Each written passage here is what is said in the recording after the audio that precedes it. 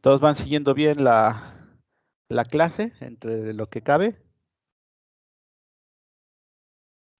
Sí. Bueno, entonces, ya les digo, ¿no? Estábamos aquí en el tema de superficies parametrizadas. Vimos varios ejemplos ayer de las cosas que se pueden hacer con funciones parametrizadas, cosa que no se puede hacer con, con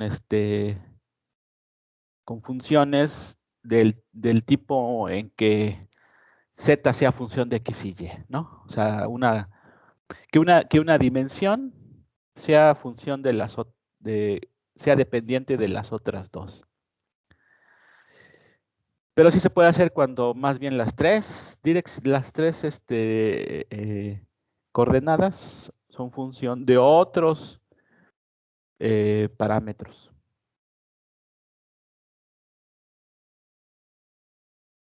Por eso he insistido mucho en esta explicación de que sí, una función z, que es una función de x y y, pues es la tercer eje coordenado, o el eje coordenado z que depende de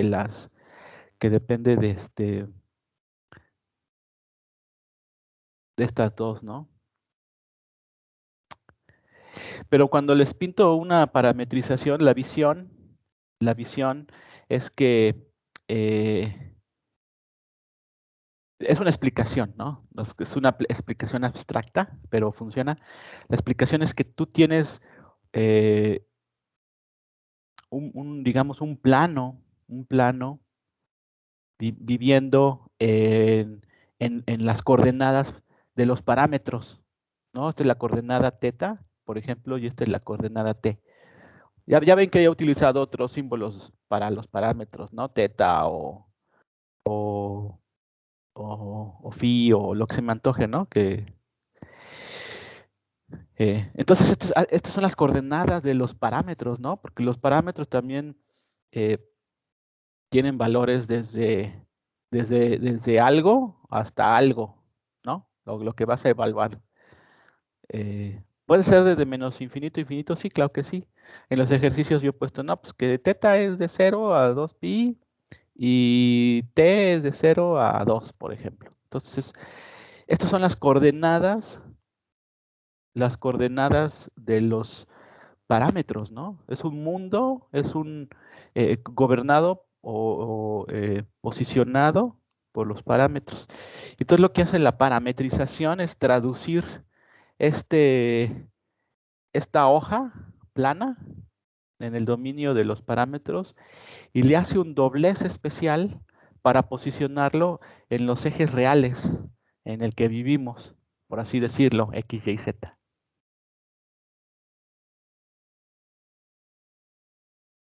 O sea, ven un poquito la diferencia entre cómo explicar gráficamente una función y cómo explicar gráficamente una parametrización.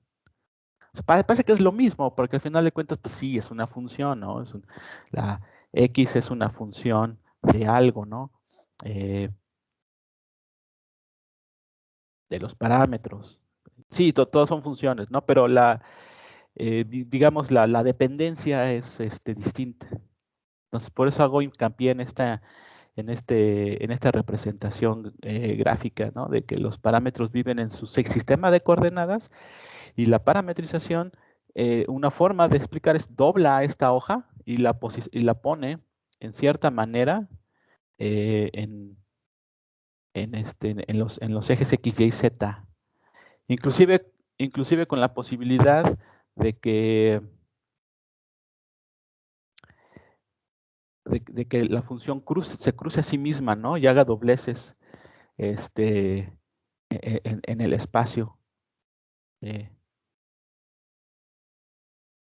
Como la forma del Nautilus, ¿no? O sea, en ciertas combinaciones de los parámetros, el círculo que va girando y que va sumiendo se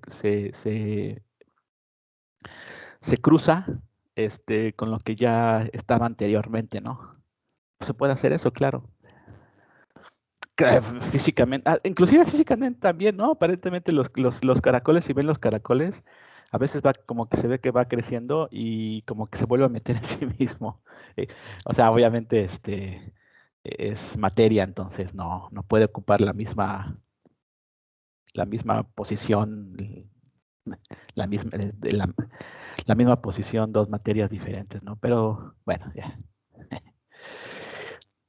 Ok, entonces estábamos viendo este ejemplo de una parametrización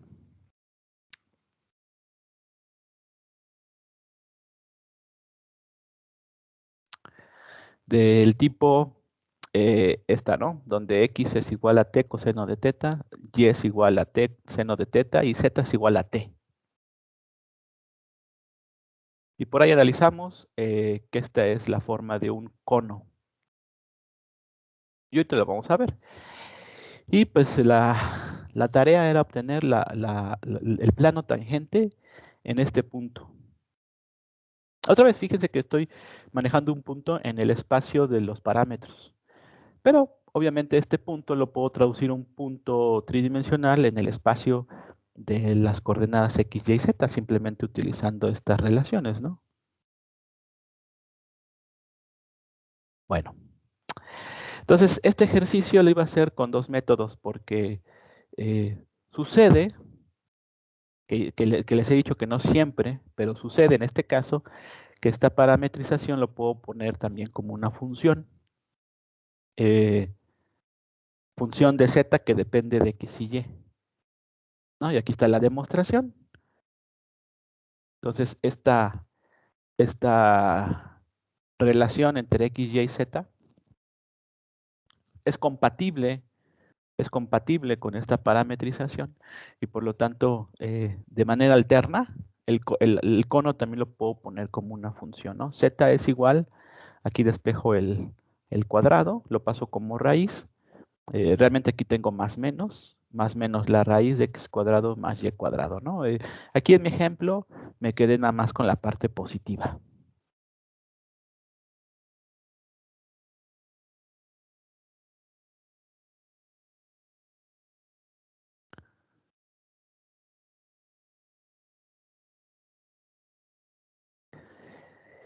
Vamos a ver qué es un cono, no es muy difícil. Por ejemplo, vamos a hacer el análisis en los planos. O sea, sé que lo puedo meter en matemática y les va a dibujar un cono. Y ahorita la van a ver y todo el rollo, pero vamos a hacer el ejercicio de pensar. Entonces, en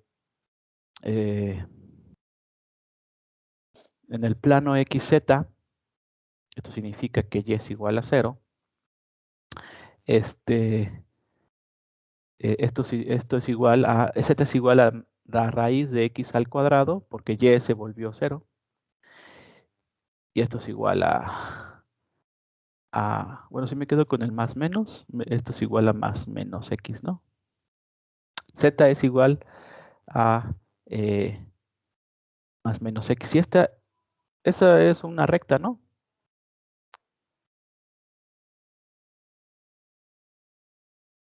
En x0, 0, pues z es 0.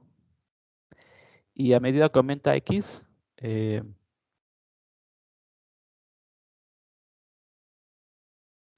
esta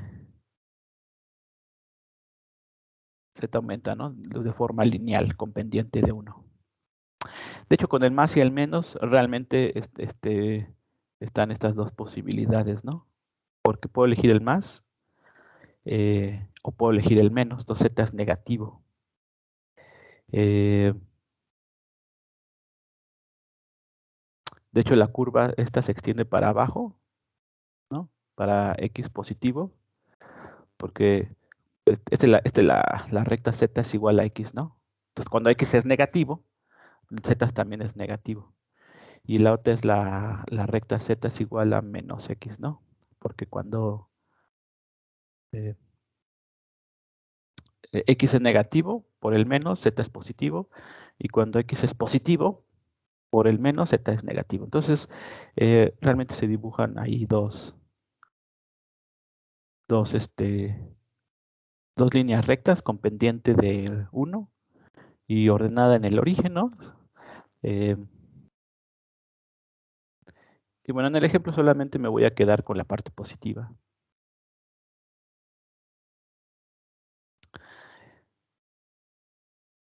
Entonces, como lo había puesto aquí en el plano XZ, pues se ve algo así. En el plano YZ, en el otro plano, pues también se ve lo mismo. Ahí X se hace 0 y entonces queda esta relación Z es igual a más menos Y, pero es idéntica, ¿no? Tiene la misma forma.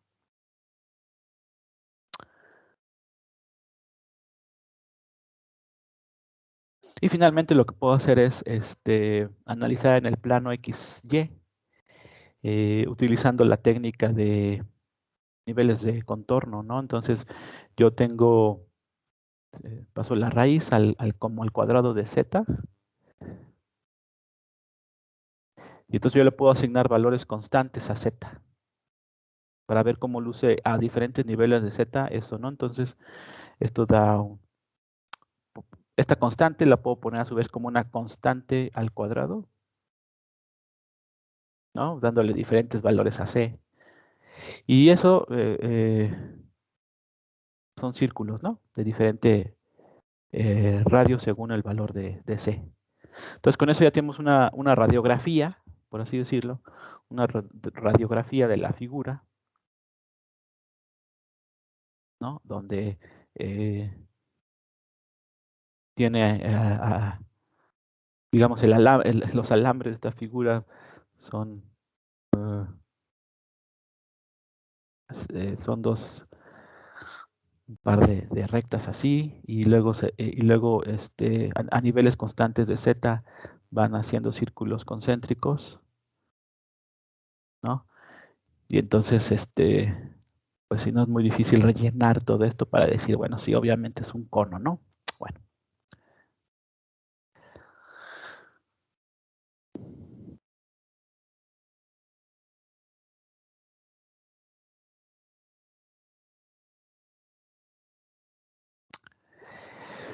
Entonces, ya sabemos el prototipo de ecuación para sacar el plano tangente, ¿no? O lo vuelvo a poner aquí. Es una generalización de la línea, ¿no? Donde tengo la Z es igual a la pendiente, solamente que no solamente hay una pendiente en X, también hay una pendiente en Y. Y las pendientes son las derivadas de la función con respecto a X, pero aquí son parciales porque hay una derivada con respecto a X y otra con respecto a Y. Multiplicado por la variable X o la variable Y estos elementos X0, Y0 y la función misma evaluada en X0, Y0 hacen las veces de la coordenada al origen, ¿no? O el punto de referencia.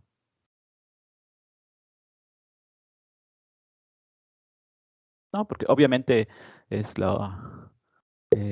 si yo tengo otra vez, ¿no? Yo tengo una curva aquí, yo puedo definir una pendiente aquí y una pendiente acá, y esas pendientes, esas líneas tienen la misma pendiente. Entonces tú puedes describir muchas líneas con la misma pendiente, ¿no? Pero ya una vez que defines el punto, pues solamente hay una sola ecuación de esa línea que tiene esa pendiente y que a su vez pasa por ese punto, ¿no? Es lo mismo con una superficie. Yo puedo tener varios planos tangentes con las mismas derivadas, o sea, con las mismas pendientes en ambas direcciones, ¿no? Puedo tener varios planos tangentes con las mismas pendientes, con la misma combinación de pendiente, pero ya que defines un punto de referencia, ya defines un solo plano, ¿no? Sería este. O si lo defines en el otro punto, pues es este otro plano, ¿no? Son planos que quizá tengan la misma pendiente, pero no pasan exactamente por la misma ubicación, ¿no? Bueno, entonces esa es algo que una de nuestras ecuaciones o funciones prototipo. Y pues ya, ¿no? Hay que sacar las derivadas, nada más.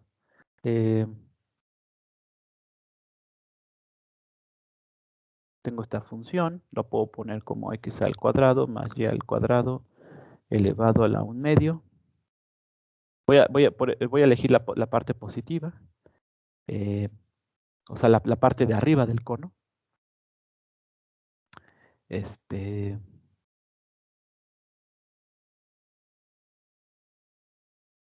Y bueno, la derivada de la función con respecto a x es, por ejemplo, la derivada de esto con respecto a x. Entonces, tengo un medio, entonces un medio lo bajo, un medio por x al cuadrado más y al cuadrado elevado a la un medio menos un medio por la derivada de lo de adentro con respecto a x. La derivada de lo de adentro con respecto a x es 2x. Pero esto lo puedo poner como el 2 se va a ir con ese 2, entonces queda x entre, porque la potencia, el exponente, perdón, es, bueno, la potencia es de menos, entonces es realmente algo que está acá abajo.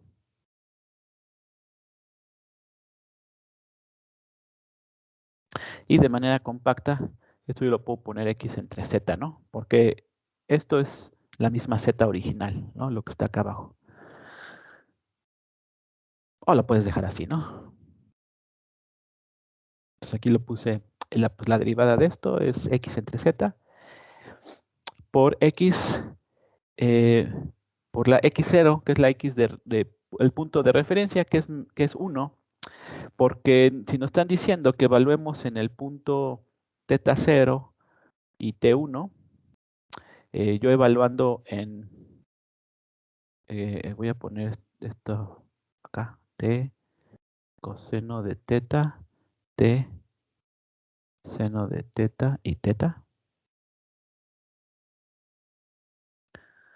Entonces, evaluando en el espacio de los parámetros, θ es 0 y t es 1, pero traducido al espacio tridimensional de x, y, z, estas combinaciones, pues es coseno de θ coseno de 0 es 1, por 1 es 1, y luego seno de 0 es 0, por cualquier cosa es 0, y luego z es igual a θ. Ahí se equivocó, ¿no, profe? Sí, z es igual a t. Ah, No sí, a me θ. equivoqué, agarré el otro, sí, perdón. Z es igual a t. Ajá, es que agarré la otra. Y entonces t es igual a 1, entonces z es igual a 1, ¿no? Entonces, en el espacio, puede llamar real,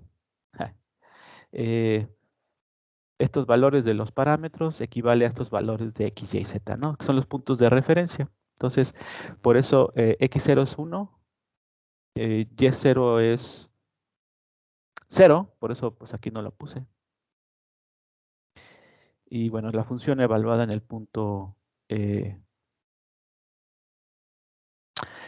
bueno, ya no tengo que evaluar, porque ya lo evalúo aquí, ¿no? O sea, ya sé que esto es z es igual a 1, ¿no? Entonces aquí está 1.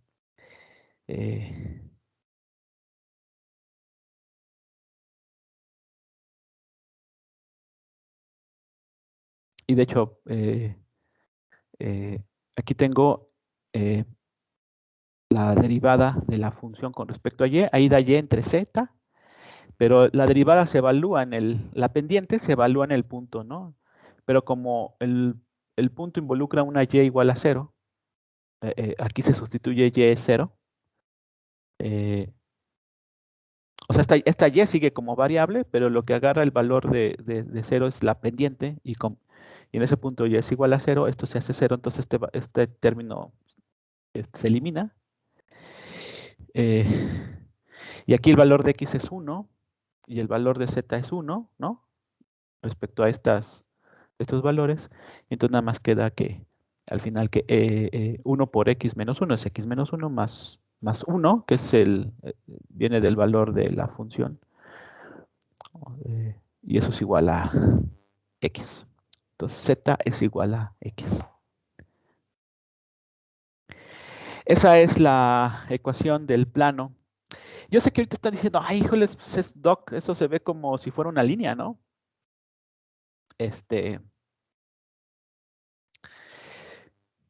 Aquí es importante aclarar estas cosas, ¿no? Sí es una línea, si yo solamente estoy aclarando desde el inicio del problema, que estamos viviendo en el espacio de 2 dimensiones, ¿no? X.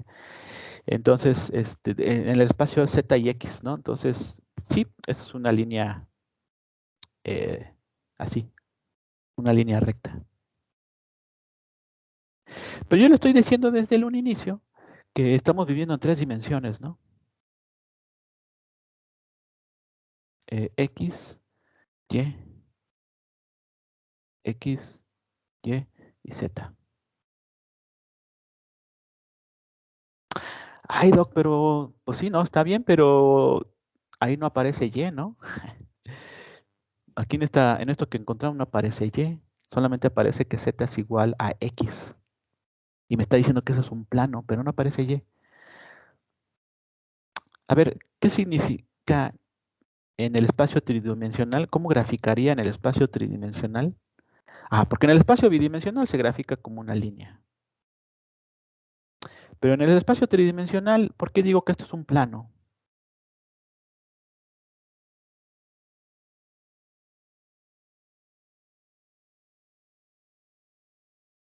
¿Qué es lo que tengo que aclarar aquí o qué es lo que tengo que decir?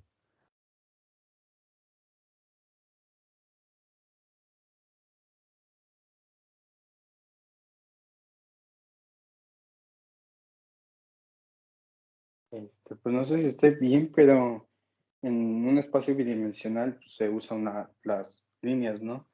Pero cuando lo haces en 3D, esa línea tiene también la profundidad, así que es por eso que se ve como un plano, en lugar de ser solo una línea. Sí, o sea, va por ese sentido. Miren, sí, aquí no está Y, ¿no? Aquí no está Y. Pero esto no significa, el que Y no esté aquí y que yo estoy diciendo que es un espacio tridimensional no significa que esto sea una línea, porque, ok, voy a decir, ok, es una línea. Ahí está la línea, ¿no? Es la misma que puse acá, ¿no? Pero como yo no estoy aclarando, yo no requiero de un valor preciso de Y para dibujar esta línea, porque de hecho el valor de Y no está en la ecuación. Yo esa línea muy bien la puedo poner para cualquier valor de Y. Ahí esa línea, X es igual a Z, lo puse a nivel de Y igual a 0.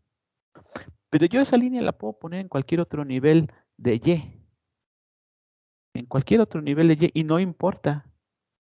Lo puedo poner a un nivel de Y igual a 0, a un nivel de Y igual a 1, a un nivel de Y igual a 2, o a un nivel de Y igual a menos 1, o a un nivel de Y igual a menos 2, lo que yo quiera, ¿no?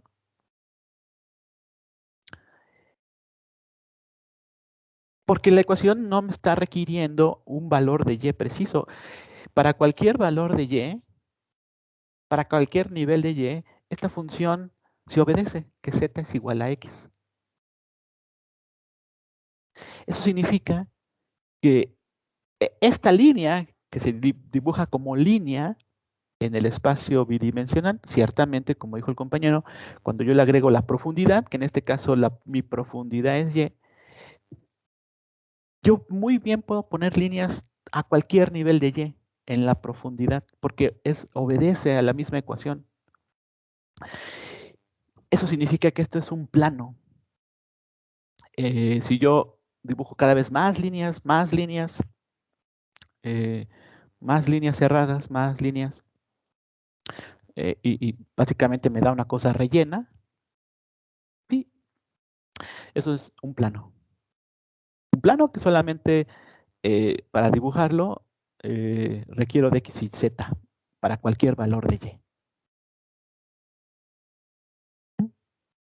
Entonces, por eso sí es un plano. Vamos a verlo en matemática.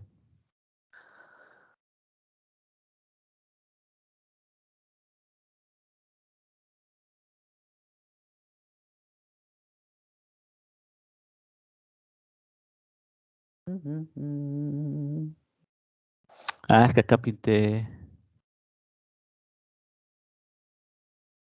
¿Qué pinté acá?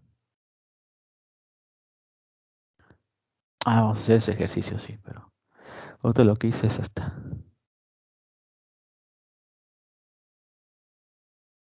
¿No? Entonces, aquí en mi matemática, yo estoy dando la orden de parametric plot para dibujar la parametrización. Que por cierto, también la pude, en vez de utilizar la parametrización, también pude graficar la función, ¿no? Z es igual a la raíz de x cuadrado más y cuadrado. Pero bueno, aquí puse la parametrización. Ahí está x, coma, ahí está y ahí está z, para estos rangos de valores de t y de teta.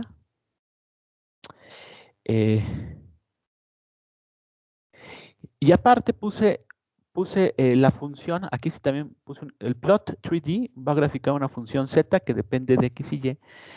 Entonces aquí puse que z es igual a x nada más. Z es igual a x. Para este rango de valores de x y para este rango de valores de y. ¿Sí ven? O sea, tengo que ponerle rango de valores a x y a y, aunque y no esté aquí. Ya expliqué qué significa eso, que es el plano para cualquier valor de y. Es una línea para cualquier valor de y, pero dibujen muchas líneas, se hace un plano, ¿no? Entonces, esta es la conjunción del cono. Es un cono, sí, ya lo sabíamos. Y lo dibujé con el mismo color. Ese es el plano, z es igual a x, evaluado en el punto, ¿no? Y ciertamente es el plano tangente.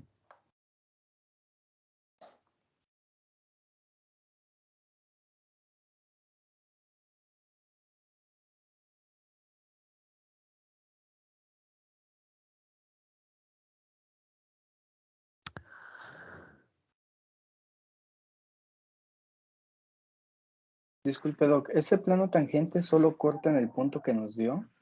Porque ahí como que en la gráfica se ve como si tocara varios.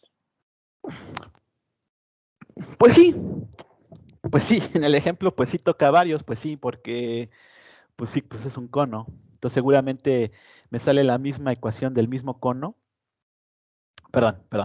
Me sale la misma ecuación del plano si yo lo evalúo, pues sí, porque es un cono. Entonces, si yo, por ejemplo, voy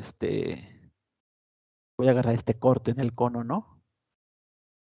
Pues sí, todos los puntos, la colección de puntos en esa misma corte eh, del plano, del cono que va subiendo. Si yo evalúo el plano tangente aquí, por ejemplo, pues sí, si yo lo dibujo más grande ese plano, pues también va a pasar por los demás puntos, ¿no? Pues sí. Por cómo está la figura, pues sí es el plano tangente, pues se ve que pasa por varios puntos, pues sí, ¿no? Claro que si yo dibujo otro corte, por ejemplo este otro, y defino varios puntos, el plano tangente aquí no va a ser ahí sí ya no va a tener la misma expresión que la familia de planos acá, por ejemplo, ¿no? Pero pues sí, es una caso específico de esta figura, ¿no? Porque es un cono. Y la pendiente del cono es constante, ¿no? En la esquina. Sé que me entienden a qué me refiero, pero pues sí, no pasa nada.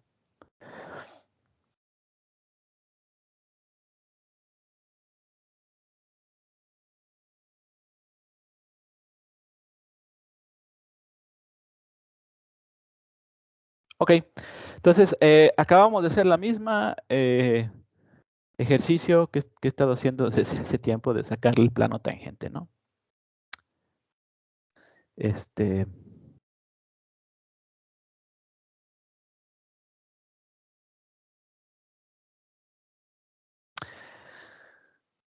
Pero comenzando con la función. Entonces ahora lo vamos a hacer con la expresión original que nos daban, que es la parametrización, ¿no?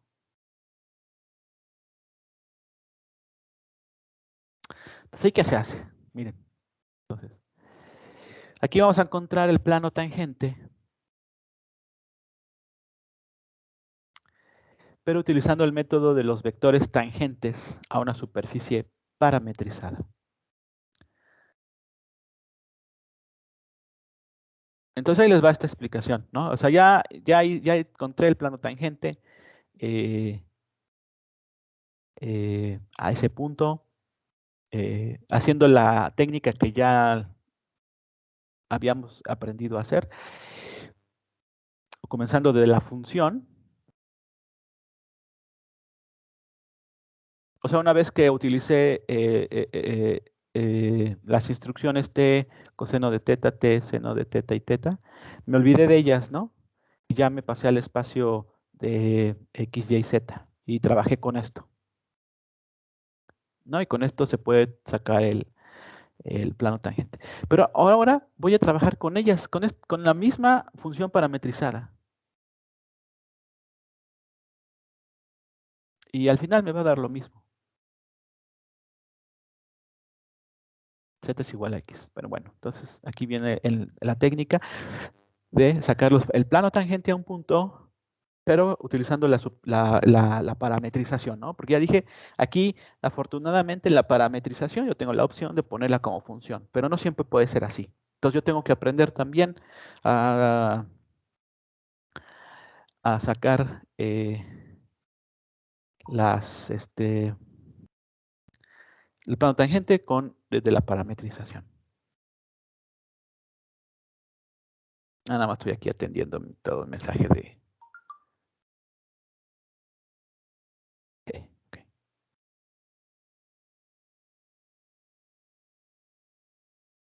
Ok.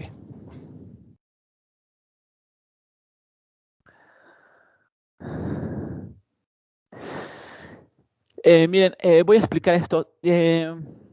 Para entender esto de los vectores tangentes de una superficie parametrizada. Miren, yo tengo aquí mi espacio, las coordenadas t y teta, ¿no? Que son el mundo de los parámetros. Y entonces estos parámetros tienen una región, un rango, ¿no? Dado por ese conjunto de valores que estoy poniendo ahí, que realmente es un área, es un plano, ¿no?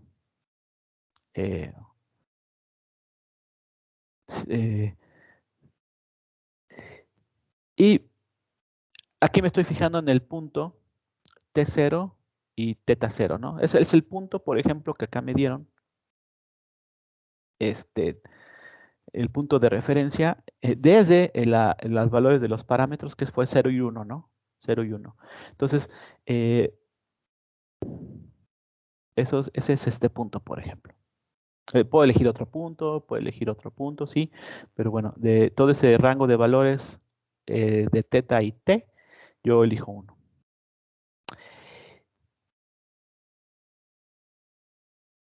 A partir de ese punto yo puedo dibujar aquí una copia, por así decirlo, de los vectores de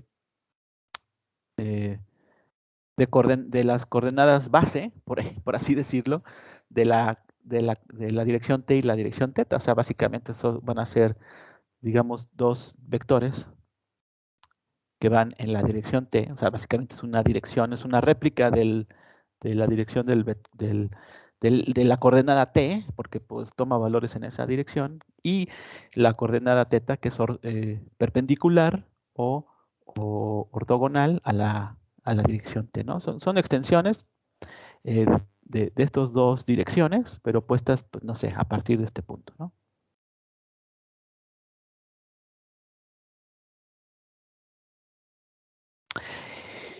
Y ahora hago mi transformación según mi parametrización. Entonces ya les había dicho que la forma geométrica de explicar esto es que tú agarras este plano, esta superficie, y la doblas, ¿no? Y la doblas en el espacio tridimensional real. Aquí ya está X, Y y Z, ¿no? Y esta superficie queda de alguna forma doblada según las instrucciones de esa parametrización, ¿no? Pero a la vez que se va doblando esa superficie, ustedes llévense con este doblez también, digamos, hagan de cuenta que es una tela, que tienen allí un botón, y que de ese botón le sale dos alambritos en esa dirección.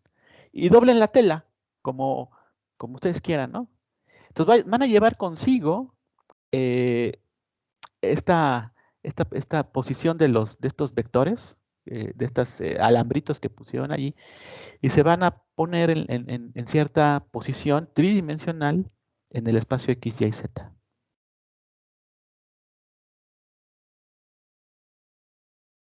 ¿No? Les digo, es como si agarraran una tela, tuvieran allí un alambre y otro posicionado a 90 grados. Entonces esa tela la recogen y la doblan en el espacio. Y entonces estos vectores siguen teniendo una posición de 90 grados con respecto a uno del otro, pero se van a ubicar en cierta dirección en el espacio, ¿no? Según el doblez.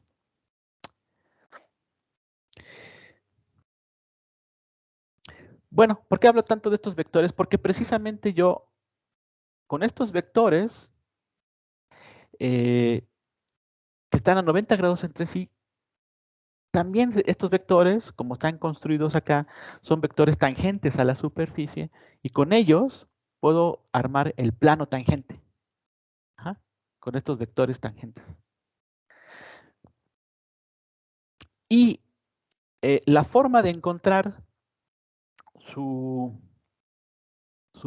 direccionalidad en el espacio real X, Y, Z, repito, acá en el espacio de la parametrización, pues la dirección de los vectores tangentes a la superficie, pues tenían la dirección, por ejemplo, tenía la dirección 1,0 y el otro tenía la dirección 0,1, visto desde el espacio del universo o las coordenadas t y θ, ¿no? Porque son vectores unitarios base que miran en la dirección de las coordenadas originales. Pero agarren esto y dóblenlo en el espacio X, Y, Z. Y entonces estos vectores van a tener cierta direccionalidad en el espacio X, Y, Z, ¿no? Entonces, para ver la dirección de esos vectores, le vamos a llamar vectores tangentes a la superficie, esos vectores tienen estas expresiones. El vector, este vector original, que le voy a llamar T por tangente y T minúscula porque es en la dirección T del mundo del mundo de los parámetros, de las coordenadas de la parametrización. Ese vector acaba teniendo esta direccionalidad que estoy marcando acá. Y esa direccionalidad la puedo saber. Vean que esto es un vector porque estoy poniendo las bases canónicas de X, Y, Z. Entonces, pues, la direccionalidad la puedo conocer a su vez con las derivadas parciales tanto de X como de Y como de Z con respecto a el parámetro T. Parámetro T, parámetro T y parámetro T. Entonces, este es este vector que está acá.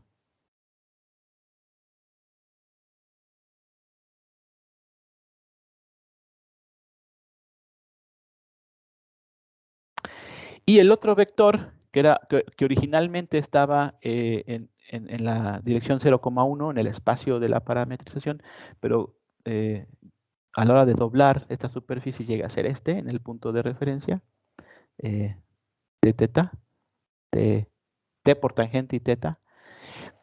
Para sacar su dirección, igual yo pongo las bases canónicas con respecto a X, Y, Z, multiplicado por las parciales de X, Y y Z, pero ahora con respecto a teta, a teta y a teta. ¿No? Entonces esa es la definición de los vectores tangentes que ya expliqué, que acabo de explicar, ¿no?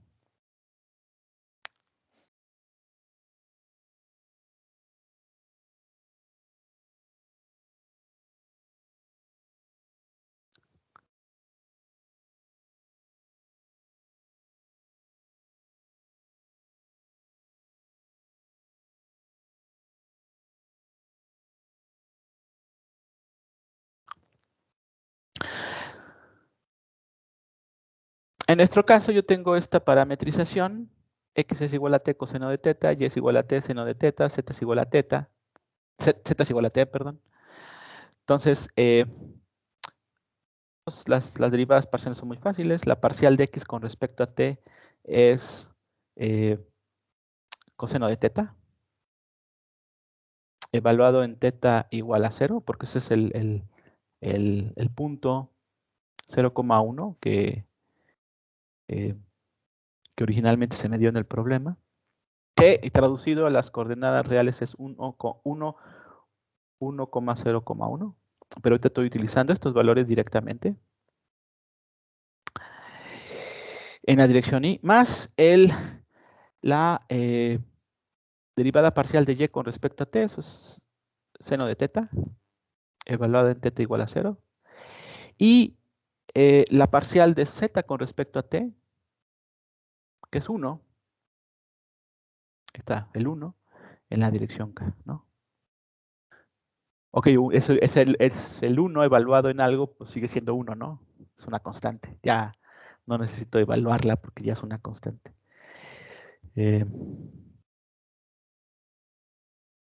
Entonces, coseno de teta evaluado en 0, coseno de 0 es 1. Entonces es un 1 que acompaña a la base canónica I. Y el seno de 0 es 0, entonces desaparece este término y más k. Entonces, el vector tangente tz tiene esta direccionalidad en las coordenadas reales x, y, z.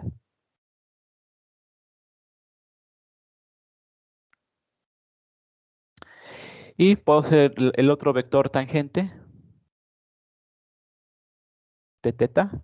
Entonces ahora hago esto. Es la derivada de x con respecto a teta. La derivada de x con respecto a teta es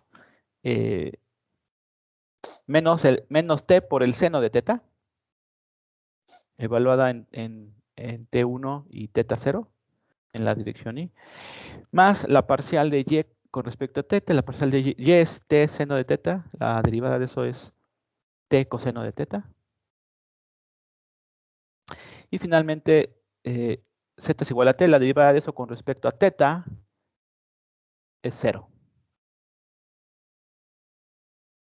Hago la evaluación y me sucede que el vector tangente t teta es igual a j. O sea, solamente tiene una componente, ¿no? En la dirección y.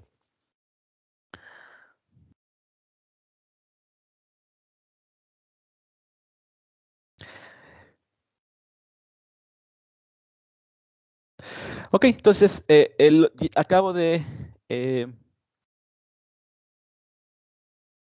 obtener estos vectores en el punto de referencia.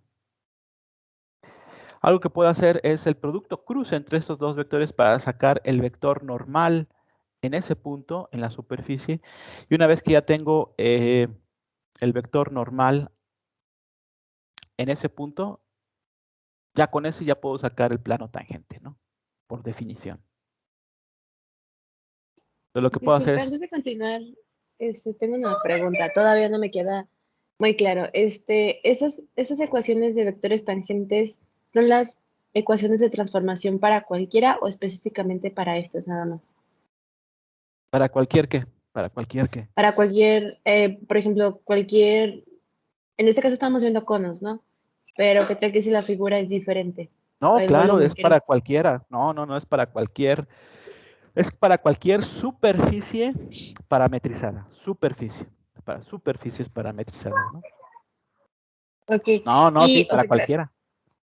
ok, está bien. Y ya viendo aquí las ecuaciones, esos puntos que tenemos, por ejemplo, x1, y0, nosotros lo definimos, ¿no? Antes de, o sea, esos no se sacan con ecuaciones. A partir de la figura que estábamos viendo, queremos sacar el punto, bueno, eh, la superficie tangente a ese, ¿verdad?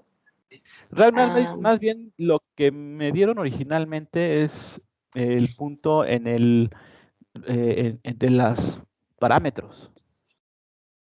Teta es igual a 0 y t es igual a 1. Y después calculamos los valores de x, y, z referidos a ese punto. Y ya me salen los valores 1,0,1. Pero más bien los iniciales son estos.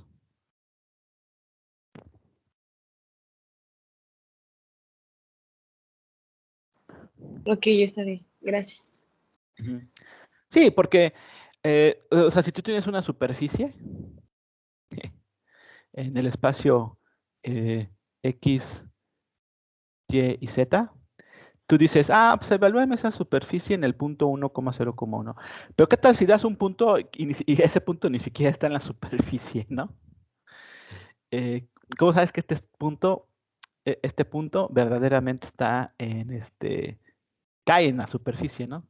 Porque puedes elegir, pues evalúame en un punto, pero ¿qué tal si ese punto no cae, ¿no? Entonces, eh, pero en el par de puntos visto desde las coordenadas en el mundo de los parámetros, el punto 0,1 es muy bien identificable, ¿no? Entonces, porque es el valor de los parámetros. Entonces, dado este punto, utiliza esta receta y te da un punto en la superficie. Entonces, más bien, lo que iniciamos es esto y evaluamos el punto que cae dentro de la superficie una vez que ya pasamos por estas instrucciones de doblez de esa superficie, ¿no? Bueno, entonces,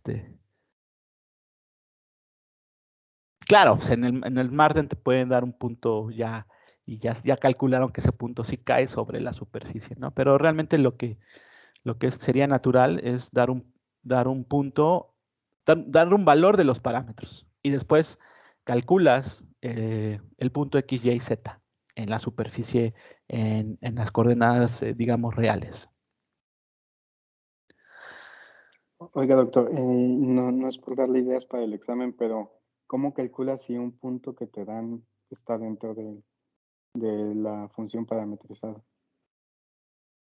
No, va a estar, o sea, va a estar, es una garantía, porque otra vez, tú tienes, eh, tú, tú tienes tus valores de t y teta, ¿no?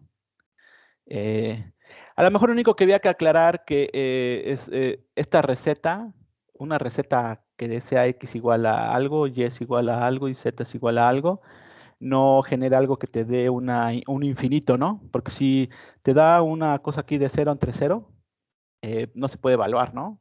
Esas serían las cosas que no están permitidas porque pues, no puedes evaluarlo, ¿no? Pero si tú pones un punto cualquiera que no te dé una indefinición, si tú pones un punto cualquiera en el espacio t y teta, ¿no? Pues, acuérdense, otra vez, esta es una sábana. La pongo así, pero pues lo podría poner desde menos infinito en t hasta infinito en t y desde menos infinito en teta hasta infinito en teta. Lo que pasa es que no me alcanza mi hoja, ¿no? Y lo único que hacen estas instrucciones es doblar esta hoja. La doblan en el espacio. Pero obviamente estos puntos que están contenidos dentro de esta hoja plana van a seguir estando contenidos acá, ¿no? Entonces, eh,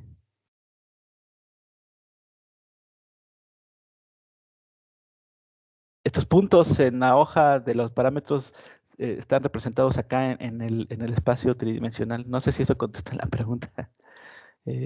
Porque lo único que hice fue doblar esta hoja, ¿no? Según estas instrucciones. Lo único que no está permitido sería algo que te dé aquí una infinito, ¿no? Pues entonces no lo puedo graficar, ¿no? Pero siempre y cuando aquí no haya algo que sea, por ejemplo, teta entre t menos 1, pues ya sé que el valor de t1, el valor de t igual a 1, por alguna razón, no por alguna razón, por la construcción aquí no está permitido, porque si t es 1, 1 menos 1, 0, y esto se vuelve una división entre 0 y eso no es graficable. Pero salvo esa aclaración, cualquier punto acá se traduce a un punto sobre la hoja en el espacio X, Y, Z.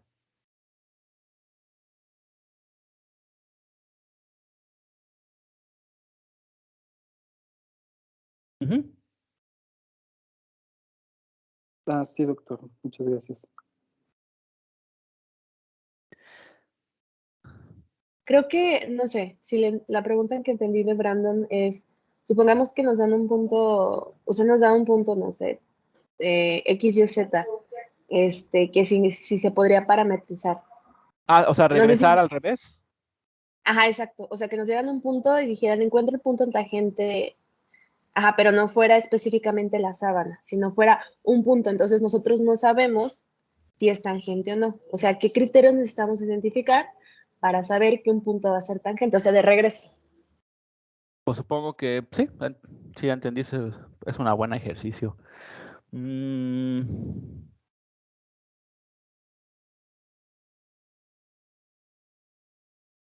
Supongo que tendría que, si se puede despejar, o sea, si tienes x, t igual a coseno de teta, y, no, sí, no tengo un ejercicio así.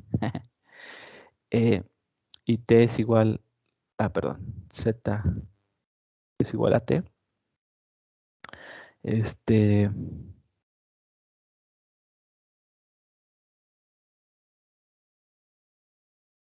Y te dan más bien los puntos, x, y, z.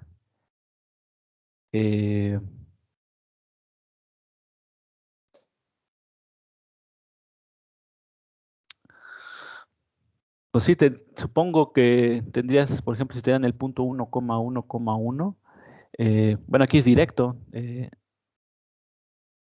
Para atrás, pues en vez de z es igual a t, entonces t es igual a z, t es igual a 1. Y como t es igual a 1, aquí sería un 1 también. Y entonces, y esto está, y x y y es 1 y 1. Entonces, hay un valor de teta que simultáneamente dé coseno de ese ángulo 1 y seno de ese ángulo 1. De hecho, no. En el ejemplo que puse, no hay ningún valor de teta que simultáneamente el coseno de ese ángulo de 1 y simultáneamente el seno de ese ángulo al mismo tiempo de 1 no existe. Entonces, en mi conclusión es que el punto 1,1,1 no está dentro de la superficie. Por ejemplo, se me ocurrió eso y da la casualidad que ese punto no satisface las ecuaciones de parametrización bajo esta lógica, entonces mi conclusión es que ese punto no está ni siquiera dentro de la superficie. Por ejemplo, el punto, es que ya tendríamos que ya irnos a casos quizá específicos, ¿no? El punto 1, bueno, el punto 0, 1 y 1, ¿no? El punto 0, 1 y 1. Creo que el punto 0,1,1 sí está dentro de la superficie, porque aquí t es igual a 1.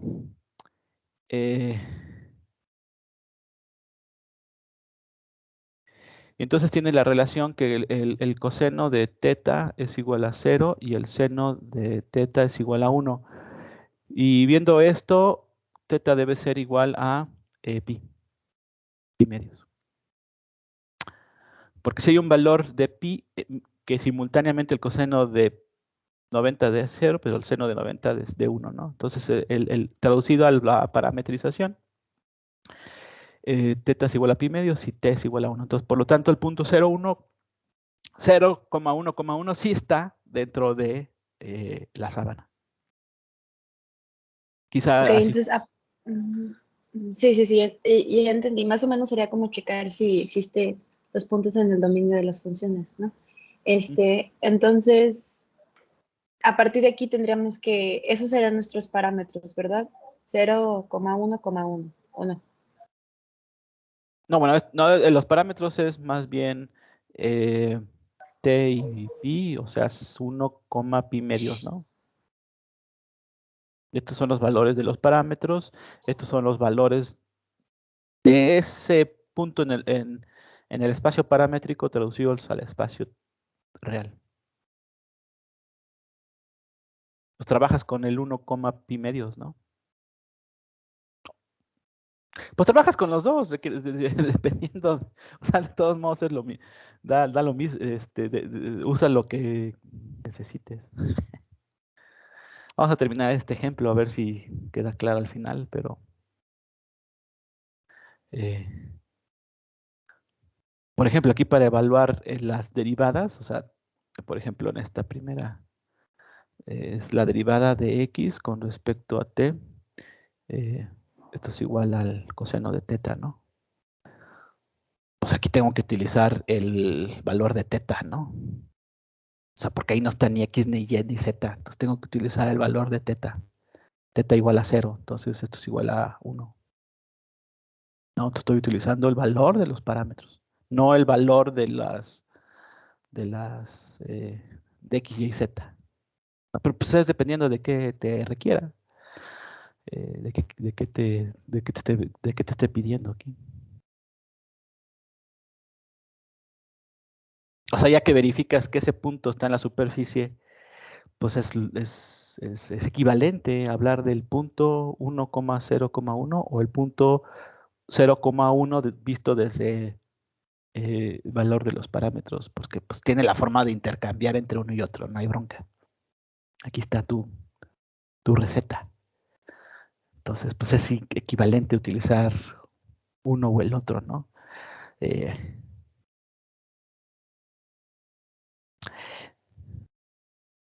Estos valores de los vectores tangentes sí están referidos desde las bases canónicas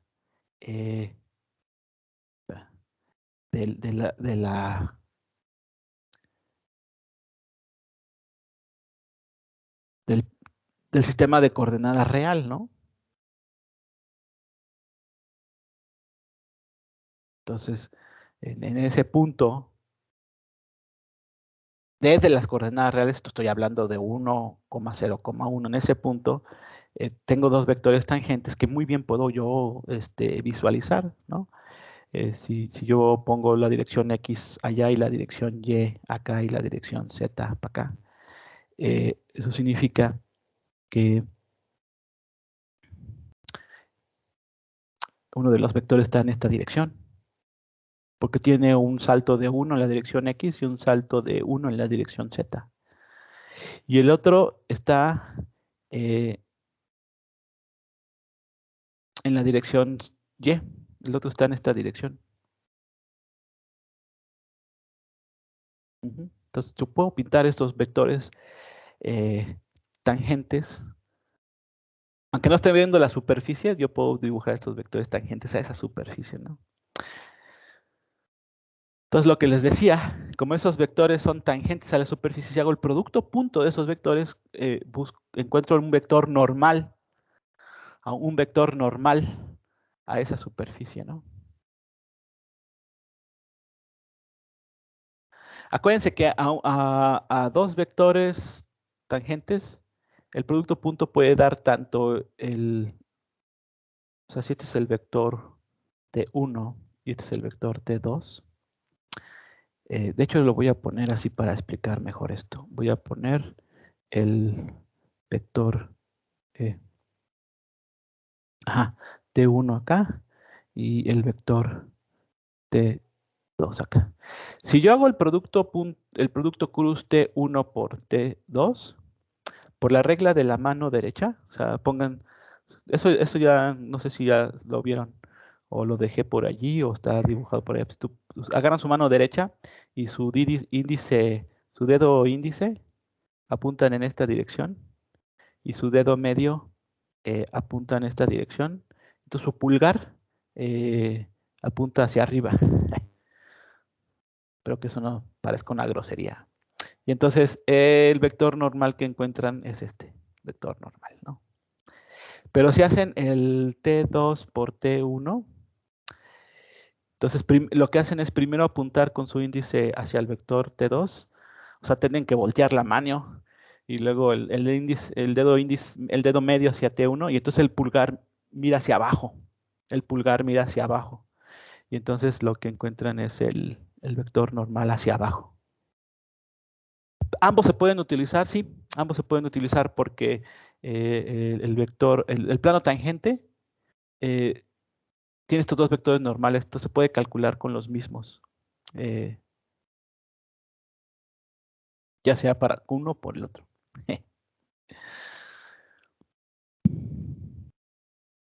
Entonces, a partir de estos dos vectores, yo puedo encontrar el vector normal, que es a su vez fruto del producto cruz entre el vector TT y teta. Entonces hago mi producto cruz, ¿no? Entonces, ya esto lo saben hacer muy bien. Es el determinante de esta matriz IJK. Luego pongo los componentes del vector TT. En la dirección X tiene el valor de 1, en la dirección Y tiene un valor de 0, ¿no? Y en la dirección de Z o K tiene el valor de 1. Y el otro vector solamente tiene un valor de 1 en la dirección y 0 en los demás. Hago el producto cruz y me sale este vector. Que de hecho, hasta no sé mi dibujito muy malo, ¿no? Porque este es el eje X, o sea, la dirección canónica Y, este es el vector Y o dirección canónica J, y este es la dirección K, ¿no? En Z. De hecho, este vector tiene un menos 1 en X, menos 1 en X, o sea, para acá es el negativo en X, y más 1 más 1 en Z. Si tiene un menos 1 y un más 1, el vector resultante es el que ya había dibujado, ¿no? De hecho.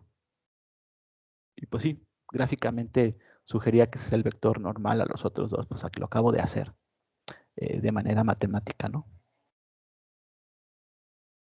Según mi dibujito, lo mejor que puedo hacer mis dibujitos, ¿no? Y ya con ese vector normal, yo utilizo la definición del plano tangente, ¿no? Que el producto punto entre el vector normal a ese plano por algún vector tangente es igual a 0. Entonces, ese vector normal es este. Menos 1 en I más 0 en J. Aquí le puse el más 0 para hacer el producto punto de manera clara. O sea, la dirección J le corresponde un 0, ¿no? Por eso originalmente no está. Más un 1 en la dirección K. Producto punto por un vector que yo puedo construir con los valores de las variables X, Y y Z, como ya lo he hecho antes, menos el punto de referencia, ¿no? Aquí voy a utilizar, pues, ahí no está t y teta, ¿no? Entonces no voy a utilizar el valor de teta igual a 0 y el valor de t igual a 1, pero yo sé que esto equivale al valor de x igual a 1, y igual a 0 y z igual a 1. Entonces, el valor de referencia o x0 es 1, entonces aquí pongo un menos 1. El valor de y de referencia es 0, entonces aquí pongo un y, perdón, y menos 0, o sea, y z menos 1. Hago el producto punto, ¿no? Como ya saben, este por este, más este por este, más este por este, igual a 0. Me queda esto, despejo, y me queda que z es igual a x.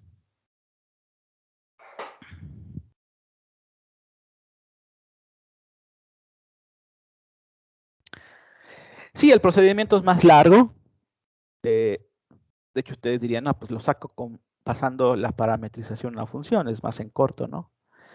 Sí, pero pues bueno, ya les dije que no todas las... Aquí sí se me permitió que la función parametrizada la pusiera en términos de una función. En z es función de x y y, pero no siempre se puede. Entonces hay que... les acabo de enseñar una segunda técnica para sacar el plano tangente. Desde la relación paramétrica. Y para eso tengo que pasar por esto que se llaman los vectores tangentes, a ese punto, a un punto, y luego con los vectores tangentes sacar un vector normal, utilizando el producto cruz, y luego con ese vector normal utilizar la definición del plano tangente y encontrarlo. ¿Vale? Sí, preguntas. No, ninguna, solamente, ¿cuándo vamos a saber que funciona? La primera era derivar en conforme a la parametrización, o esta segunda, o sea, ¿en qué caso es la primera y en qué caso? Hay una forma de saber. Yo creo que arriba lo habíamos calculado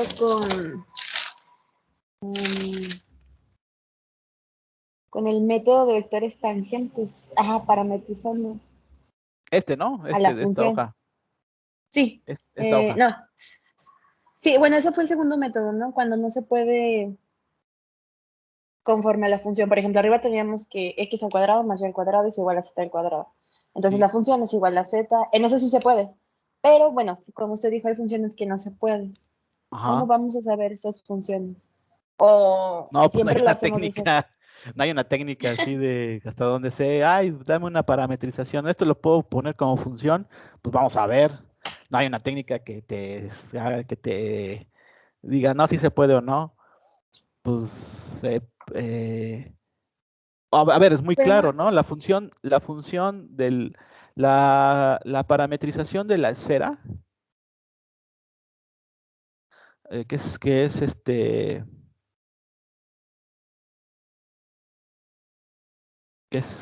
tengo muchas cosas. La función de una esfera, la parametrización de una cascarón de una esfera es esta.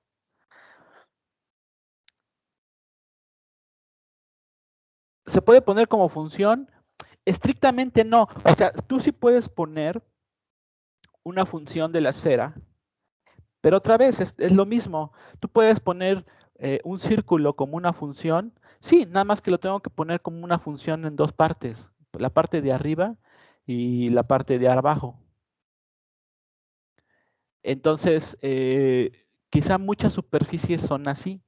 Tienes tu parametrización, lo puedes pasar a una función, sí, pero con la aclaración de que entonces tienes que especificar si estás en la parte superior y por lo tanto utilizas por ahí un signo positivo o estás en la parte inferior. O sea, sí en muchos casos prácticos sí se puede, pero tienes que estar claro, tienes que ser un poco más específico en qué sector estás. Porque una función no te va a poner todo el círculo. Así una función no te va a poner toda una superficie de una esfera. Te va a poner nada más del hemisferio norte.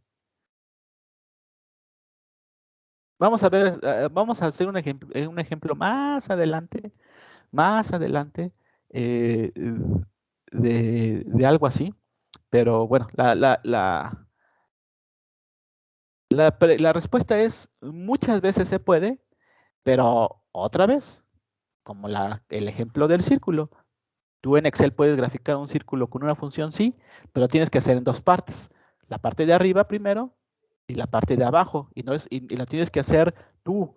Excel no lo va a hacer en un solo jalón, no tiene una definición para que lo haga. Tú lo tienes que hacer. Entonces, tú tienes que estar aclarando. y si te dan un punto, acá tienes que aclarar que vas a utilizar la función con el signo positivo, pero si te dan un punto en el hemisferio sur, tienes que utilizar la otra quizá. ¿No? Entonces empieza a hacer un poquito más de aclarar. ¿Vas a utilizar funciones? Aclárame lo que estás haciendo. Con la parametrización no tienes esta bronca.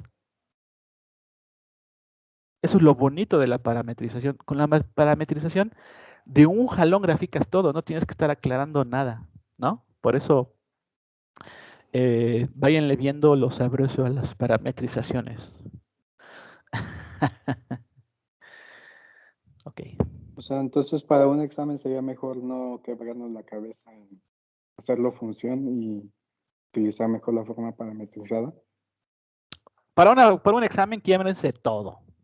Si me te preguntas, profe, ¿qué va a preguntar en un examen? Todo lo que he visto, todo así, feo.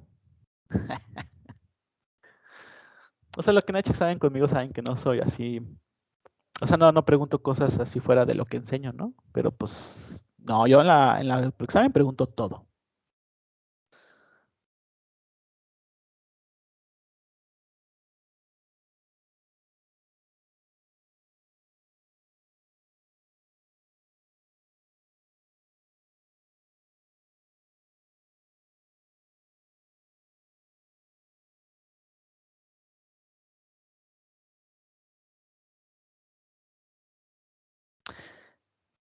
No es algo extraordinariamente difícil, ¿no? O sea, quizá lo único que se tengan que medio aprender, porque para mí se me hace re fácil porque es una extensión de un razonamiento que sale de una línea. Una línea tiene pendiente y una ordenada al origen es esta, ¿no? O sea, de este prototipo hemos derivado muchas cosas, inclusive el vector, el gradiente de algo, ¿no? O sea, pero no es increíblemente difícil, ¿no? De aprender. Y tampoco los vectores tangentes son extremadamente difíciles de aprender. O sea, quizá una mnemotecnia es que tú vas a poner x, y, z en uno y x, y, z en el otro. Y en el vector tangente, en el parámetro t, tú vas a derivar con respecto a t todo. Y con respecto a teta, tú vas a derivar todo con respecto a teta.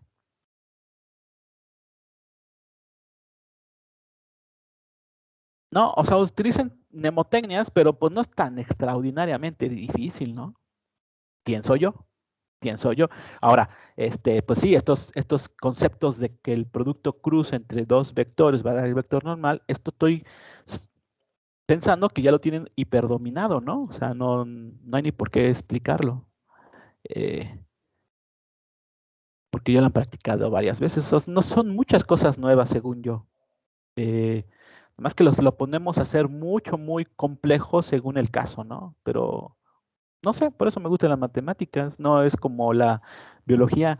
Puta, en la biología tienes que aprenderte los miles de cofactores que le llegan a una enzima, el factor R1, no sé qué, el otro, que si este lo inhibe, que si este el otro. A mí se me hace extraordinario. Bueno, se supone que ustedes son biofísicos y tienen que tener habilidad para las dos cosas, ni modo.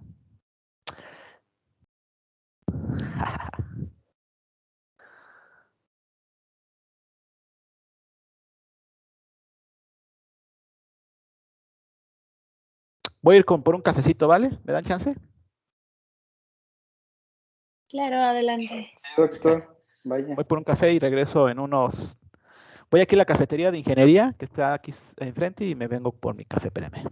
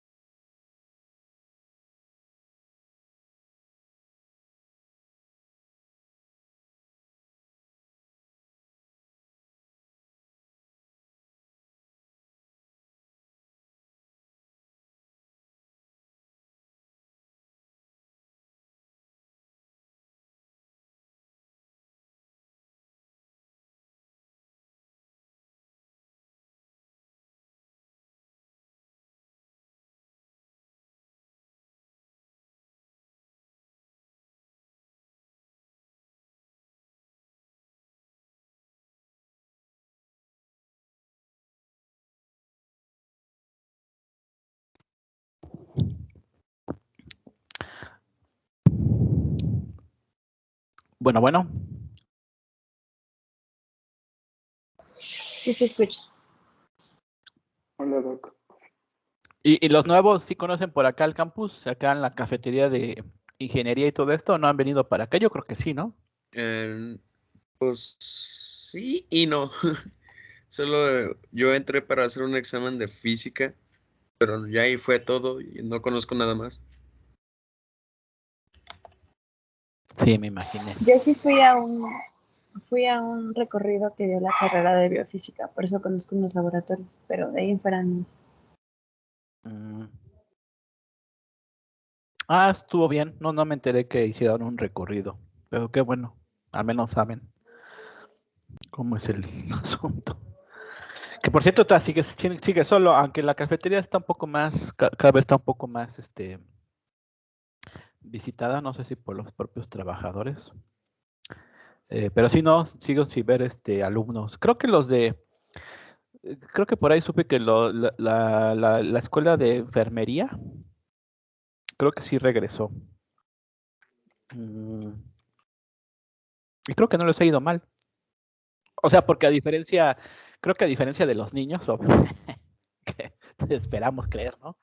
Ustedes sí se cuidan, o sea, sí conservan la sana distancia y se aguantan un poco más el cubrebocas, ¿no? Pero pues no sé, creo que los niños pues, es un relajo. Yo creo que ellos mismos se controlen, ¿no? Bueno, creo que por ahí está el business.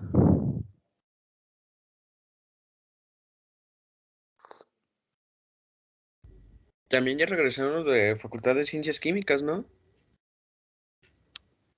Ah, sí. No, Es- yo supe de la de enfermería.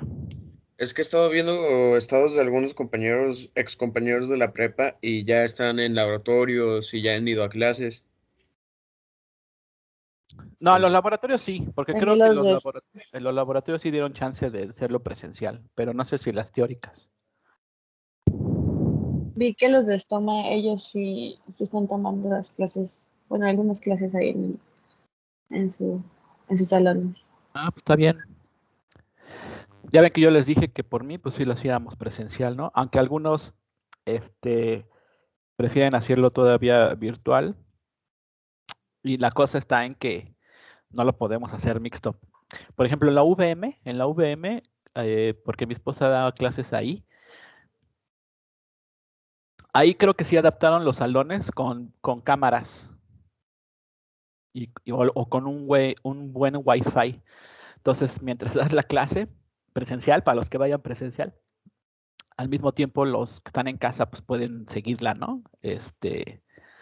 No es muy eficiente, pero pues igual se puede. Pero aquí, eh, como no sé si hay Wi-Fi en las aulas, eh, y sería transmitir cada quien con su laptop, ¿no? La cámara del laptop y no sé si tenga buena resolución.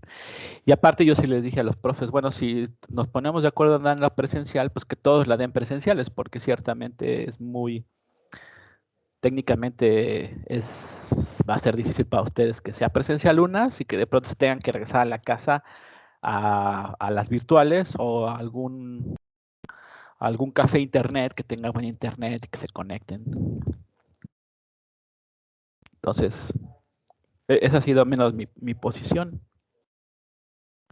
O sea, para mí es muy cómodo, ¿no? Estar aquí en la compu, pero siento que hay cosas que a lo mejor interactuaríamos más en las matemáticas si estuviéramos en vivo. ¿Quién sabe? Bueno.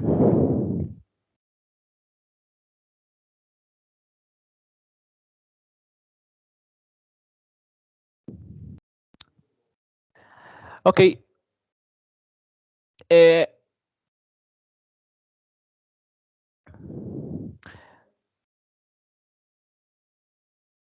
voy a retomar esto de los campos vectoriales. O sea, hasta ahorita hemos visto varias formas de variables multidimensionales y sus gráficas.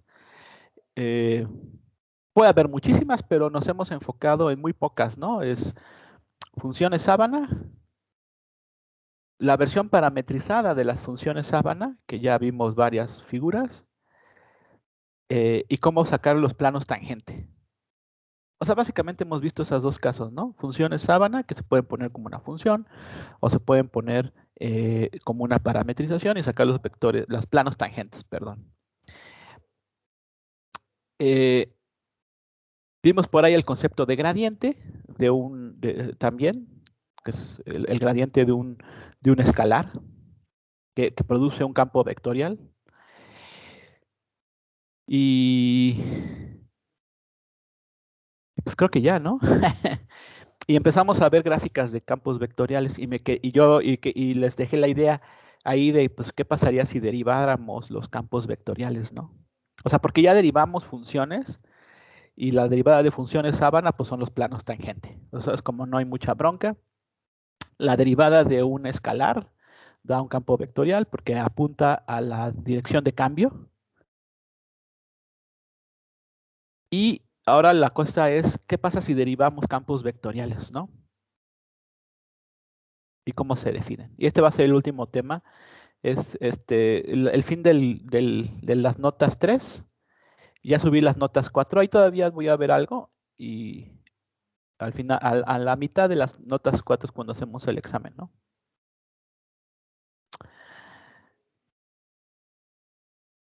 Entonces, vamos a retomar las gráficas y a su vez qué significa la derivada de campos vectoriales.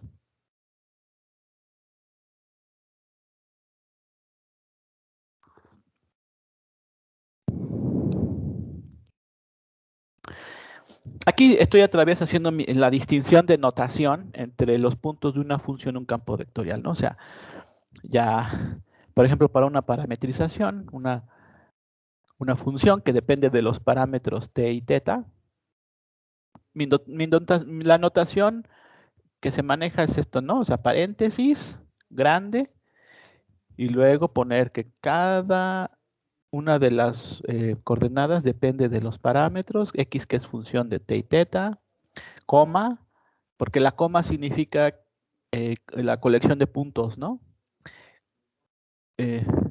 Coma, y depende de t y θ, coma, z depende de t y θ, ¿no? Esa es la notación para graficar esto, ¿no? Una sábana que muy bien puede doblarse en sí misma y que está hecha por la colección de puntos x, y, z, vistos como una parametrización, o si se puede, como una función, ¿no? Como z es igual a una función de x, y, ¿no?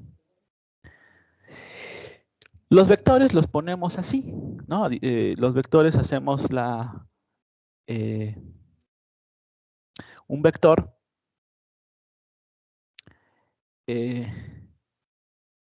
aquí puse t, pero aquí puse el tiempo, pero puede ser z, ¿no? De hecho z. Bueno, puse a veces t y a veces z. Pongan ustedes que es z. Entonces un vector que depende de x, y, z. Por cierto, no, ahorita me pareció la idea si hay vectores parametrizados. Supongo que sí puede haber, pero esa versión no la vamos a ver. Vectores parametrizados. Esto es un vector como una función, o sea, es un vector que depende de la posición x, y, z. Y la forma en que lo ponemos es esta, ¿no?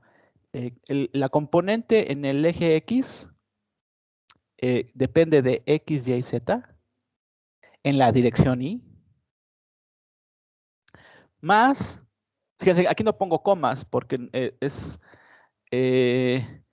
tengo que ponerla, de hecho no tengo que poner esto paréntesis. Esta es la notación del vector, ¿no? Que a su vez cada componente es función de la posición. El componente en el eje y en la dirección y es función de x, y, z, y el componente en la dirección z es función de x, y, z. Y eso ya lo expliqué, que entonces en cualquier punto en el espacio, cualquier punto dado, tú puedes dibujar el valor del componente, digamos, con esto, dibujar si quieren así, la magnitud del vector que se estira hacia el eje X.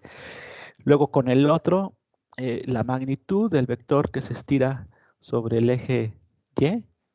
Y luego con el otro, la magnitud del vector del componente que se estira sobre el eje Z. Y con los tres componentes, tú ya dibujas la resultante, que es digamos, lo que te queda, ¿no? Lo que te quedas, que es la dirección de ese vector, ¿no? En ese punto. En otro punto, pues dibujas su vector respectivo, en otro punto dibujas su vector respectivo, entonces tienes un campo vectorial.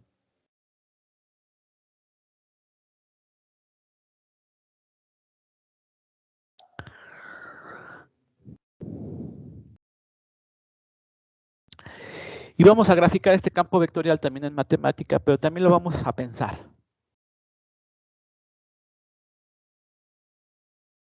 Por ejemplo, yo tengo este campo vectorial.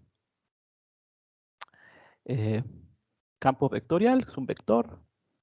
Lo denoto con la flechita hacia arriba, que depende de x y y.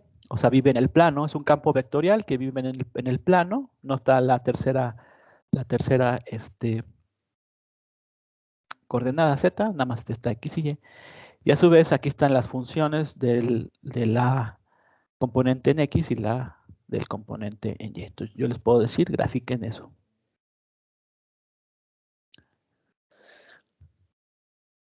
Ok, ¿qué se puede hacer? Podemos hacer la misma lógica, una lógica parecida a lo que hacemos cuando graficamos las superficies, ¿no? Que hacemos por proyecciones.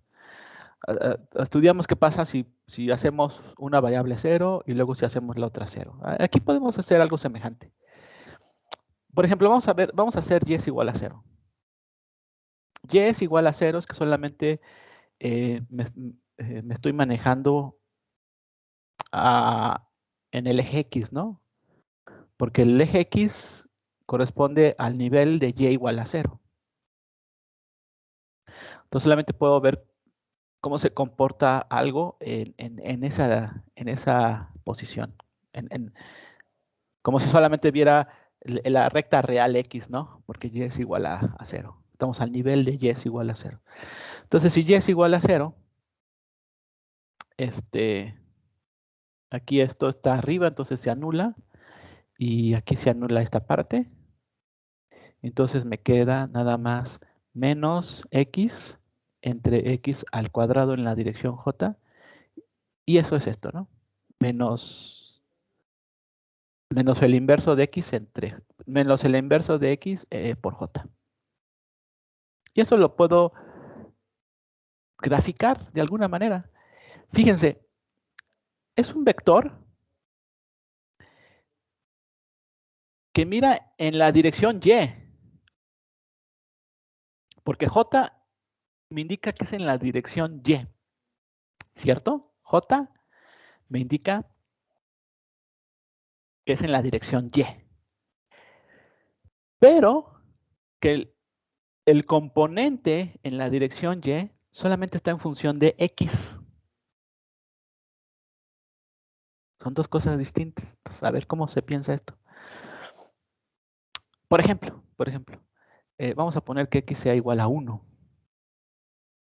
¿No? Además, lo voy a tratar de hacer aquí otra vez. Voy a poner nada más el eje x. Aquí está el 0. Aquí está x1. Aquí está x2. Aquí está x menos 1 y aquí está x menos 2, ¿no? Porque estoy a nivel de y igual a 0. Entonces nada más voy a poner la recta real. Entonces, si x es igual a 1, el vector va a ser igual a menos 1 en la dirección j, ¿cierto?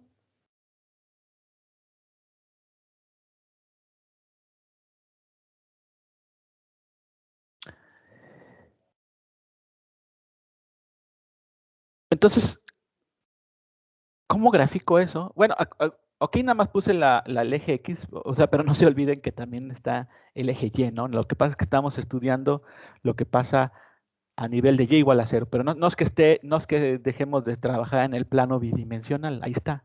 Nada más que me había olvidado un poco del plano, pero bueno, lo voy a poner.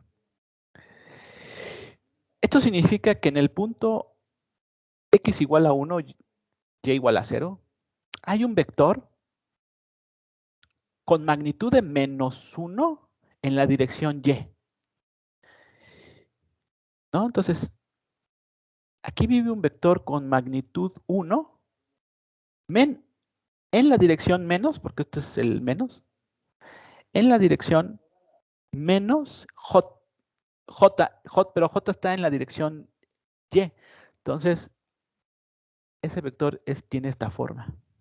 Ajá. Es un vector, el vector anclado en el punto 1,0 solamente tiene una componente a lo largo de y de menos 1. Entonces, por eso mira hacia abajo. Con magnitud de 1. Si x es igual a 2, entonces el vector es igual a menos 1/2 en la dirección j. Esto significa que en el punto 2,0 hay un vector que mira a la dirección hacia abajo, en la dirección y, pero con magnitud de 1/2.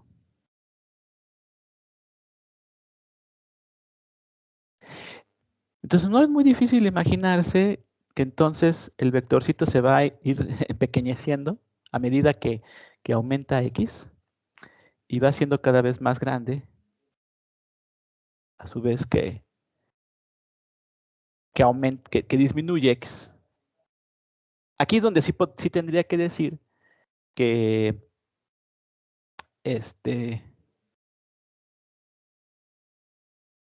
el punto 0,0 no está permitido. Aquí sí tendría que dejar de involucrar el 0,0. Será uno de los puntos que se convierte esto en una definición. Pero a medida que x va disminuyendo, el vector se hace más grande. Ahora, si x es negativo, ¿esto qué es? Es un menos por menos da más, es 1 en la dirección j. Eso significa que en la posición menos 1,0 hay un vector que está direccionalizado en la dirección j con magnitud de 1 en dirección de 1, positivo. Y ese vector es ese. En 2 va a estar un vector que mira hacia arriba con magnitud de 1/2, positivo. Y sucede lo mismo, a medida que vamos disminuyendo x, el vector va creciendo, ¿no? Y a medida que aumentamos hacia el negativo, el vector va disminuyendo.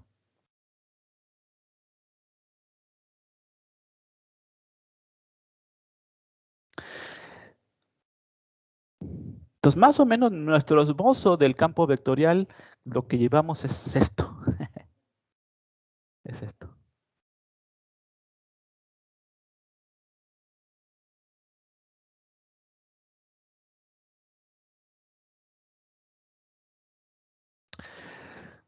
Ahora voy a estudiar el caso cuando x sea igual a 0. X sea igual a 0 es que vamos a estudiar lo que pasa al nivel del eje Y. Porque ese nivel x va a ser 0, ¿no? O sea, el eje vertical. Entonces, si aquí algo x igual a 0, esto se va. Esta parte se va y lo que queda es un vector 1 entre y en la dirección y. Entonces, otra vez, ¿qué pasa si y, por ejemplo, es 1? Ese vector es igual a 1 en la dirección y. Eso significa que en el nivel de 0,1, 0 en x, 1 en y, hay un vector en la dirección que apunta en el eje x, o sea, es un vector horizontal con magnitud de 1 en la dirección positiva. Entonces, así.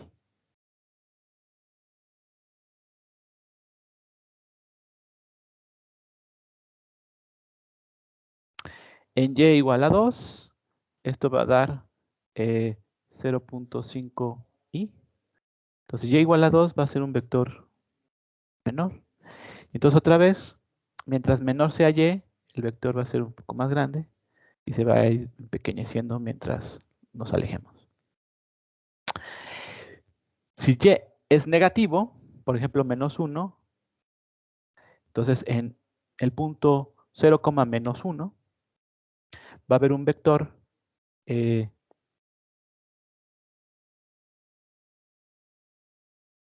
mide en la dirección x, pero en el sentido negativo.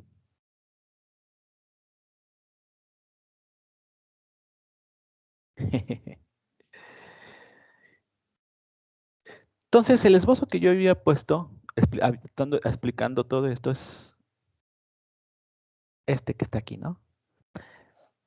O sea, a lo largo del eje X yo veo esa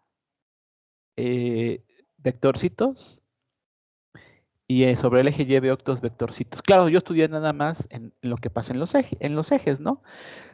Pero en la generalidad también tiene que dibujarse todo lo que pasa aquí, ¿no? O sea, yo hice estos casos especiales. Es la versión de proyectar la superficie en los planos. Pues aquí proyecté el campo vectorial solamente en los ejes para ver cómo más o menos está. Pero esto me da una idea de cómo está estructurado este campo vectorial.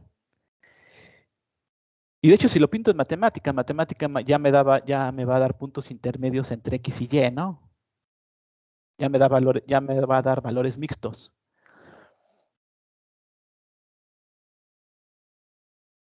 Entonces, ¿alguien me podría decir qué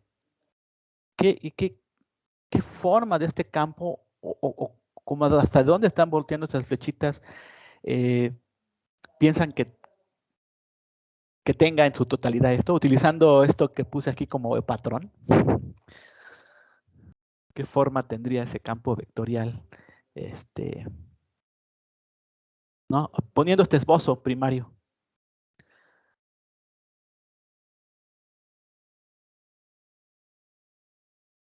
¿Nadie? Está difícil.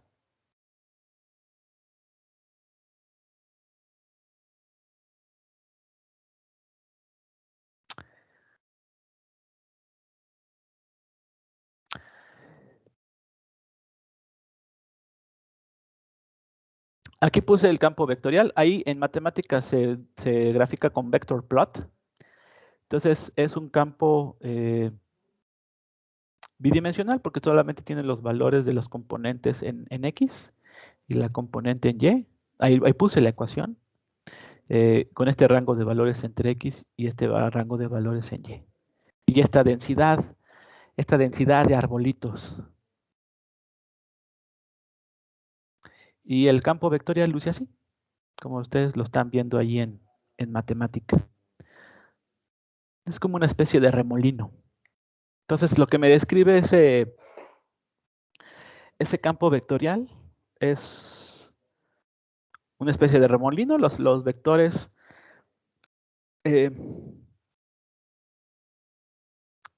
van girando en las manecillas del reloj, según las manecillas del reloj. Es más intenso mientras nos acerquemos al origen y es menos intenso cuando nos vamos alejando. Y es como si describiera un remolino.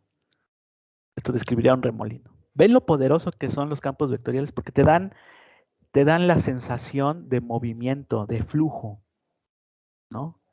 Hacia dónde apunta la dirección o hacia dónde apunta el cambio.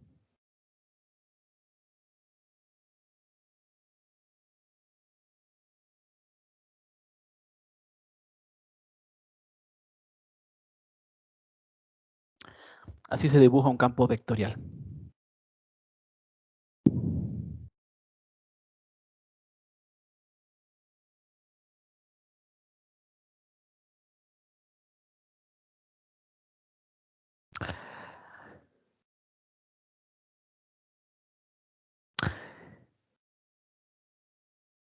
Ok. ¿Qué pasa si derivamos un campo vectorial?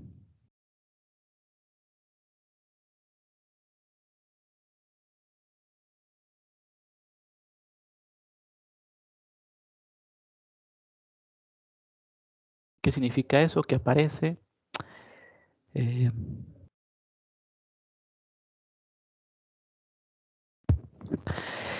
Miren, la lógica que voy a seguir aquí, que yo así lo decidí seguir porque así le entiendo las cosas. ¿Se acuerdan cuando yo definí multiplicación entre vectores, no? Multiplicación entre vectores. Empecé con la multiplicación más obvia, pero pues después la dejé, ya no la utilicé más, que es se le llama el producto diádico entre vectores, que es el todo contra todos, ¿no? Y lo que nace de aquí es una matriz. Nace una matriz. Y en algunos momentos se utiliza este producto entre todos contra todos, pero ya después lo dejé y más bien después me aboqué a cosas que más se utilizan, que es el producto punto, que da un escalar, y al producto cruz, que da otro vector, ¿no?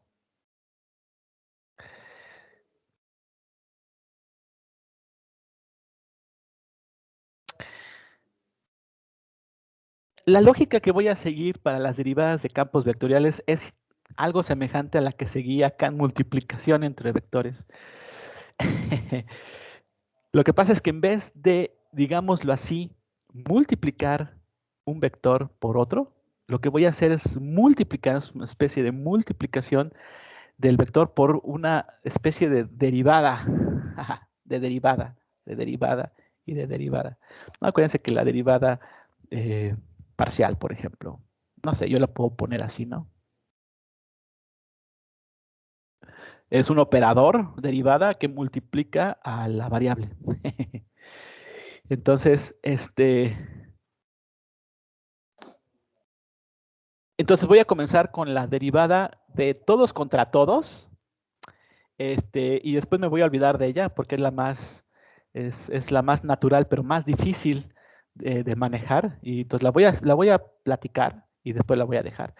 Y después me voy a abocar a otras derivadas que se llama la derivada de la, divergencia, la derivada de la divergencia y después la derivada que se llama rotacional.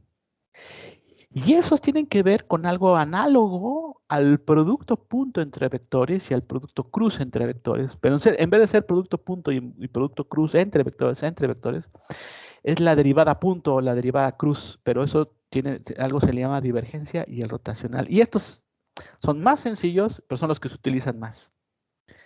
Entonces es algo análogo a la multiplicación, pero aplicando a derivadas. Y lo mismo voy a hacerlo aquí. Y a ver si se me logra entender. Entonces, aquí es donde yo introduzco el concepto de divergencia y rotacional de un campo vectorial. Asuntos clásicos, temas clásicos del tema de cálculo vectorial. Aunque eso se da más adelante. Les digo que yo doy este curso de manera diferente.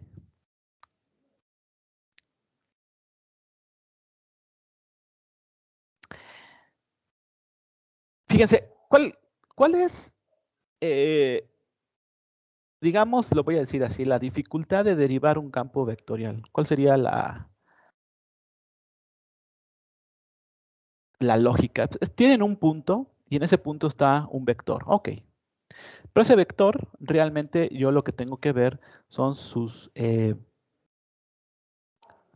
componentes en X, su componente en X, su componente en Y su componente en Z, ¿no?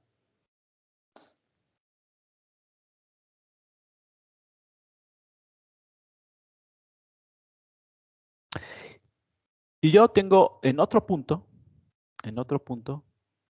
tengo, claro, otro vector.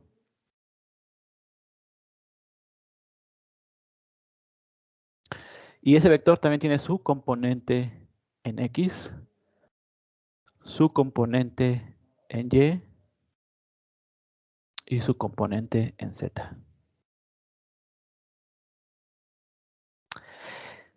Entonces, ¿qué pasa cuando derivo un vector? ¿Y qué significa eso? Cuando yo derivo, por ejemplo, un campo escalar, o sea, por ejemplo, aquí hay un valor de temperatura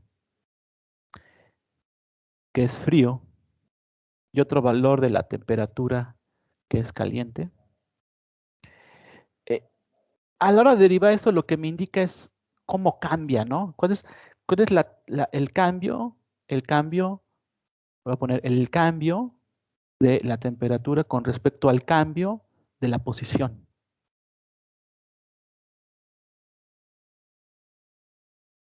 Y eso aflora en el concepto de gradiente porque tengo tengo 3 ejes coordenados. Entonces me tengo que hacer la pregunta de cómo cambia la temperatura en la dirección X, cómo cambia la temperatura en la dirección Y y cómo cambia la temperatura en la dirección Z. Y por eso salen 3 cosas de aquí. Porque son 3 ejes.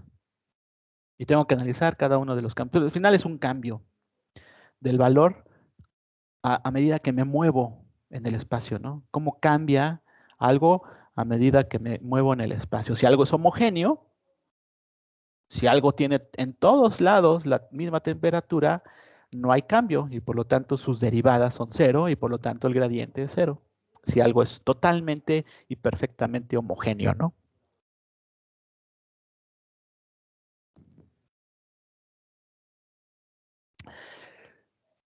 ¿Cuál es la cuestión de derivar algo que tiene una naturaleza vectorial? Bueno, que cada vector en el espacio tiene 3 componentes.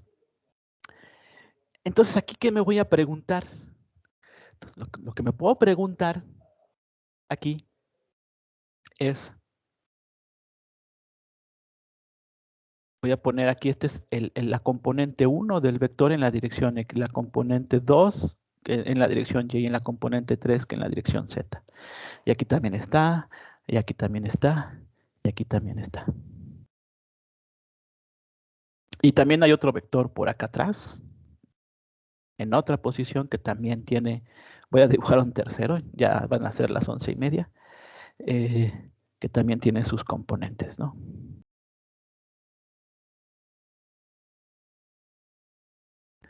Entonces, ¿qué pasa si yo quiero derivar esto? ¿Qué significa derivar? Ver la tasa de cambio de alguien con respecto a la posición. ¿Cuál es la pequeña dificultad aquí? Digo, entre paréntesis pequeña, porque no significa que no se pueda hacer. Que por cada punto, yo no nada más no tengo un solo valor, como los escalares. En la temperatura yo solamente tengo el valor de la temperatura en este punto. No, aquí por cada punto yo tengo 3 cantidades, porque son los 3 componentes del vector. Entonces, así como yo vi para la temperatura, cómo cambia la temperatura con respecto a X, cómo cambia la temperatura con respecto a Y, y cómo cambia la temperatura con respecto a Z, yo aquí por cada punto, yo tengo que preguntarme, por un lado, ¿cómo cambia el componente 1 del vector en la posición X? ¿Cómo cambia el componente 1 del vector en la posición Y? ¿Y cómo cambia el componente 1 del vector en la posición Z? Porque el componente rojito puede cambiar dependiendo de cómo me mueva. Entonces, el primer componente es como si lo viera como un solo escalar. Lo puede cambiar en las 3 posiciones. Pero eso solamente es el componente 1 del vector.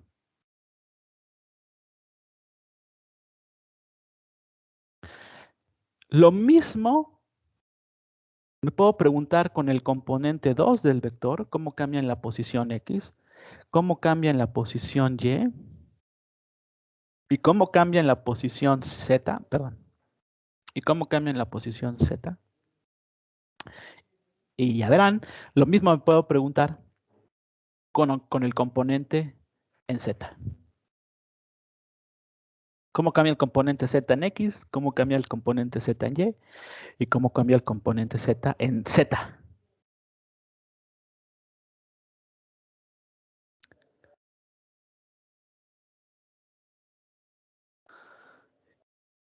Y eso genera una matriz de valores. Entonces, aquí terminó hoy. Así como el producto de todos contra todos entre un vector con otro da una matriz, asimismo la derivada de un vector como tal, la derivada da una matriz. Porque la derivada de un vector me tiene que informar cómo cambia cada componente en cada eje coordenado. Y como son 3 componentes y como son 3 direcciones, da un total de un juego de 9 valores independientes que salen.